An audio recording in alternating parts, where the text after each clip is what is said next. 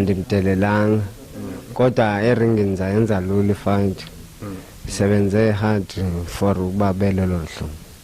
La injury kangisokolisa recovery na kancinci nisokolisile nje kancinci yona but saqabela ngapha phezulu kwayo sebenze phezulu kwayo ngokusigrand se ready for a fight.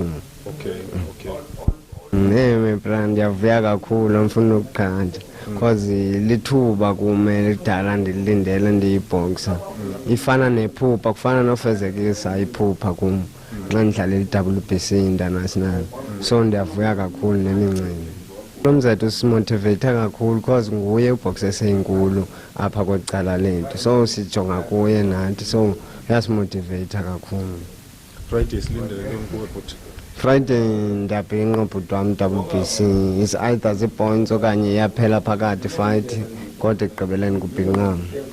Okay. Awunandithi second round, first round? Nandithi second round, first round kodwa zingangagqitywa kulindelwa nantoni na.